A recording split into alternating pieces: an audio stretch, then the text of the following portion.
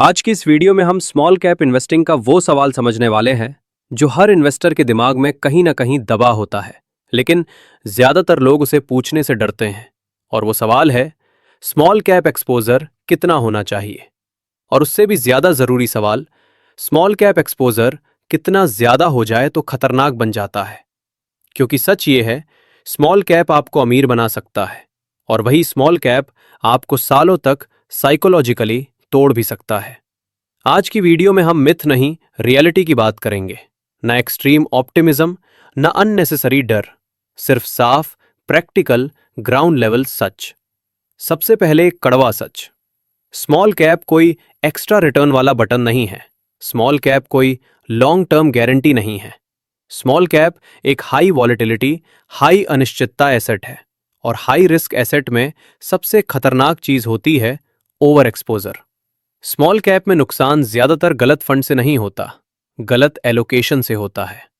सबसे बड़ा भ्रम, इन्वेस्टर सोचता है स्मॉल कैप ज्यादा रखूंगा तो रिटर्न ज्यादा मिलेगा, लेकिन मार्केट का असली रूल ये है, रिटर्न लीनियर नहीं होता, रिस्क एक्सपोनेंशियल होता है।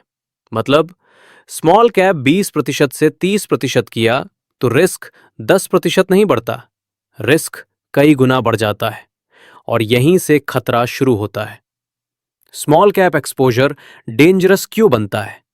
क्योंकि स्मॉल कैप क्रैश में सबसे ज्यादा गिरता है, रिकवरी में सबसे देर से उठता है, लिक्विडिटी में सबसे कमजोर होता है, पैनिक सेलिंग को सबसे ज्यादा ट्रिगर करता है, और इन्वेस्टर बिहेवियर इन्हीं मूवमेंट्स में सबसे ज्यादा खराब होता है।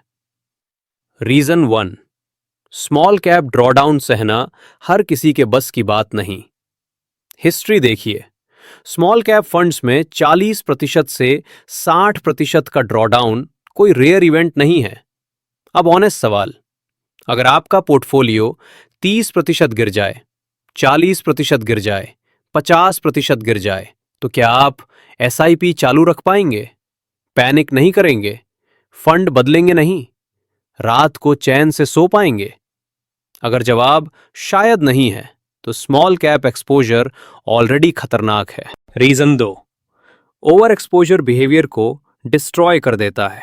स्मॉल कैप जितना ज्यादा होता है, उतनी वॉलेटिलिटी बढ़ती है, उतना फियर बढ़ता है, उतनी कंपैरिजन एडिक्शन बढ़ती है, उतनी गलत डिसीजन की प्रोबेबिलिटी बढ़ती है। प्रॉब्लम स्मॉल कैप नहीं है, प्रॉब्लम है आपकी नींद। अगर इन्वेस्टमेंट आपकी नींद छीन ले तो वो एलोकेशन गलत है। रीजन 3, क्रैश में लिक्विडिटी इल्यूजन टूट जाता है। बुल मार्केट में स्मॉल कैप लिक्विड लगता है, एग्जिट आसान लगता है, NAV स्मूथ लगता है। क्रैश में बायर नहीं, forced selling, NAV gap down. अगर स्मॉल कैप एक्सपोजर ज्यादा है तो क्रैश में निकलने का ऑप्शन प्रैक्टिकली नहीं रहता, यानी high exposure equal to no escape route. Reason 4, small cap exposure compound होकर रिस्क बनता है। इन्वेस्टर सोचता है मैंने तो सिर्फ 2 स्मॉल कैप फंड लिए हैं, लेकिन रियलिटी देखिए, फ्लेक्सी कैप में small cap exposure, mid cap fund में hidden small cap, thematic fund में स्मॉल कंपनियों, डायरेक्ट स्टॉक्स में small companies. On paper small cap 25% दिखता है, असल में 45 से 50% हो चुका होता है, और यही साइलेंट डेंजर है। अब असली सवाल, डेंजरस एक्सपोजर आखिर कितना होता है? इसका आंसर परसेंटेज नहीं है, इसका आंसर है आपका बिहेवियर थ्रेशोल्ड। लेकिन फिर भी हम प्रैक्टिकल रेंजेस समझते हैं, safe versus risky versus dangerous Jones.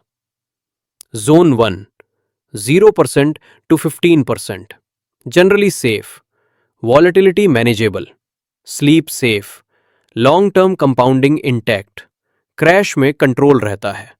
Beginners और कंजर्वेटिव इन्वेस्टर्स के लिए ये जोन सेफेस्ट है। Zone 2, 15% to 30%, aggressive but controlled, returns boost possible, volatility noticeable, behaviour test शुरू, डिसिप्लिन जरूरी। एक्सपीरियंस्ड इन्वेस्टर्स जिन्होंने कम से कम 1 से 2 क्रैश देखे हों, उनके लिए ये जोन वर्केबल है।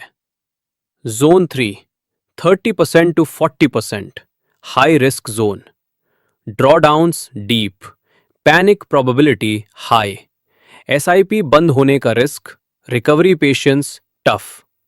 यहां से स्मॉल कैप रिवॉर्ड नहीं, बिहेवियर पेनल्टी देना शुरू करता है। जोन 4 40% से अधिक, डेंजर जोन। यहां वेल्थ नहीं बनती, यहां इन्वेस्टर टूटता है। 40 से 60% ड्रॉडाउन पॉसिबल, एग्जिट लगभग guaranteed, long term plan destroy, trust break. इस जोन में रहने वाले 99% इन्वेस्टर्स लॉन्ग टर्म नहीं टिक पाते।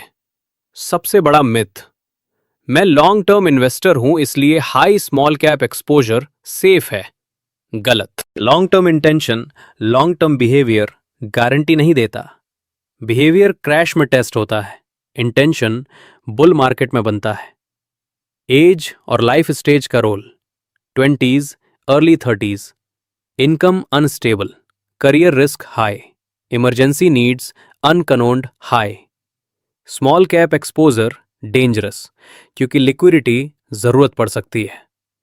मिड 30s से 40s, responsibilities peak, kids, EMI, pressure, over exposure equal to emotional disaster. 5 टीट्स plus, capital protection priority, time limited. Small cap over exposure financial suicide के बराबर हो सकता है। इनकम स्टेबिलिटी भी डिसाइड करती है risk. Stable government job higher tolerance, business income lower tolerance, freelancing volatility plus volatility equal danger. Small cap plus अस्थिर आय सबसे खतरनाक कॉम्बिनेशन है, मोस्ट एक्सो डेंजर।